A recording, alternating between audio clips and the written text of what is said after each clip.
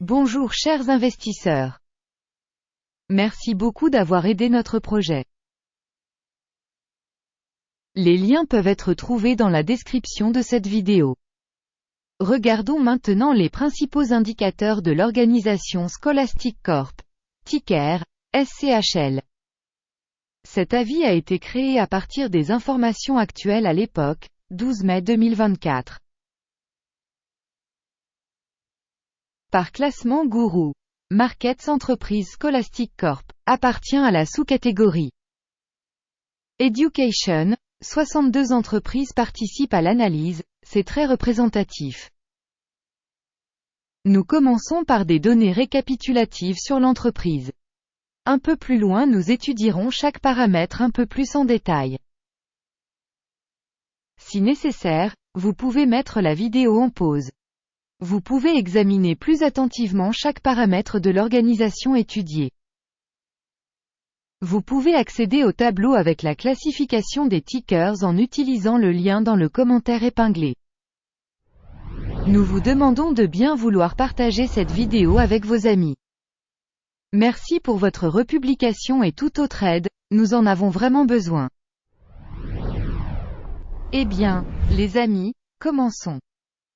Capitalisation boursière de l'entreprise Scholastic Corp, évaluée à 1,03 milliard de dollars.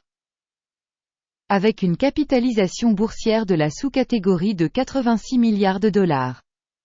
Scholastic Corp. Représente une part de 1,194%, c'est l'une des petites entreprises de la sous-catégorie. La capitalisation du bilan de la société est estimée à 1,04 milliard de dollars. Et la capitalisation de la sous-catégorie est de 38 milliards de dollars. Scholastic Corp. Constitue une part de 2,77%. En comparant les parts de capitalisation boursière et d'équilibre, on peut voir ce qui suit. Part occupée Scholastic Corp. Dans la sous-catégorie lors de l'évaluation de la capitalisation boursière est de 1,194%. La valeur comptable est de 2,77%. Soit 132% de plus que la part de la valeur marchande. Évaluation de la part de capitalisation boursière et bilantaire de l'entreprise dans la sous-catégorie. Bien, 1 point. Évaluation globale de l'entreprise Scholastic Corp.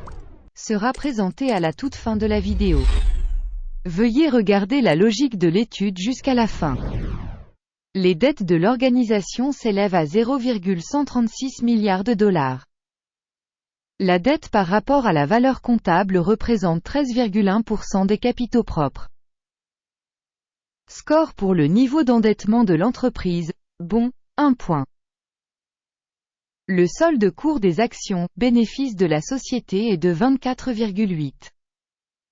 Avec une moyenne dans la sous-catégorie de 34,2, soit 27% de moins que dans la sous-catégorie. Évaluation de la valeur marchande de l'entreprise par rapport aux indicateurs de profit par rapport aux entreprises de la sous-catégorie. Bien, 1 point. Le bénéfice des 12 derniers mois était de 52 millions de dollars. Les bénéfices prévisionnels pour les 12 prochains mois devraient s'élever à 79 millions de dollars. 51,8% de plus actuellement.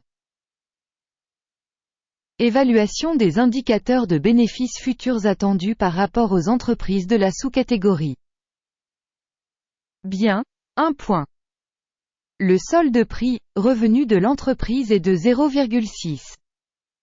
La moyenne dans la sous-catégorie est de 1,7, ce qui est 65% inférieur à la moyenne de la sous-catégorie.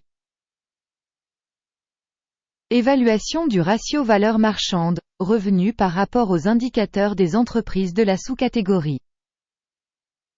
Bien, 1 point. Le chiffre d'affaires des 12 derniers mois s'élevait à 1640 millions de dollars. Les revenus pour les 12 prochains mois devraient provisoirement s'élever à 2490 millions de dollars. 52% de plus qu'aujourd'hui. Évaluation des performances de vente futures projetées par rapport aux performances des entreprises de la sous-catégorie. Bien, 1 point. Si vous êtes intéressé par ces analyses, je vous demande de bien vouloir vous abonner à notre chaîne et de cliquer sur la cloche. Pour vous, car c'est gratuit, vous aiderez grandement au développement du projet Guru Markets. La marge commerciale est de 3,2%, avec une moyenne dans la sous-catégorie de 5%. La différence entre la moyenne de la sous-catégorie et la performance de l'entreprise est de 1,9%. Évaluation des marges commerciales par rapport aux indicateurs des entreprises de la sous-catégorie. Tolérable, 0 point. La part de l'entreprise en termes d'effectifs de la sous-catégorie est de 2,379%. C'est 99% de plus que la part de la capitalisation boursière. Et ce fait montre le déséquilibre de la valeur marchande de l'entreprise Scholastic Corp, très probablement vers une sous-estimation. Le montant du capital par employé de l'entreprise est de $152 000. Tandis que pour la sous-catégorie $302 000. La différence entre la moyenne de la sous-catégorie et la performance de l'entreprise est de 49,7%. Estimation du capital de l'entreprise par salarié par rapport aux indicateurs des entreprises de la sous-catégorie. Bon, 0,5 points. Le bénéfice par employé individuel de l'entreprise est de $7,7 000. Avec une moyenne dans la sous-catégorie de $8,8 000. La différence entre la moyenne de la sous-catégorie et la performance de l'entreprise est de 13%. Estimation du profit par employé par rapport aux indicateurs de la sous-catégorie. Tolérable, 0 point. La part des ventes par employé individuel de l'entreprise est de $243 000. Dans la sous-catégorie $175 000. La différence entre la moyenne de la sous-catégorie et la performance de l'entreprise est de 39%. Estimation du chiffre d'affaires par salarié par rapport aux indicateurs des entreprises de la sous-catégorie. Bon, 0,5 points. Le volume des transactions à découvert est de 2,8%, avec une moyenne pour la sous-catégorie de 3,9%. Il s'agit d'un indicateur de compression courte. Indicateur technique RSI, 14, montre un niveau de 47% pour l'entreprise Scholastic Corp. Dans la sous-catégorie, le niveau RSI, 14, est de 51%. Techniquement, les titres de sous-catégorie sont évalués à peu près de la même manière que les actions Scholastic Corp. Comparez l'évolution du prix des actions d'une entreprise Scholastic Corp. Et société de sous-catégorie. Nous constatons qu'au cours des 12 derniers mois les actions de la société Scholastic Corp. A montré un changement de moins 7,9%. Contre la dynamique des prix pour la sous-catégorie de 6,5%. Cela n'indique évidemment rien, mais nous devons en prendre note. Avant de montrer le score final, je vous en supplie. Laissez votre note Scholastic Corp. Dans les commentaires de cette évaluation de sécurité. Nous surveillons tous les commentaires et essayons de répondre à presque chacun. Le résultat global est le suivant. 7 points sur 10. Le score moyen pour la sous-catégorie est de 1,7 points. Si vous regardez globalement, sur l'ensemble du marché boursier américain dans son ensemble. À noter que le score moyen sur l'ensemble de la bourse est de 0,3 points.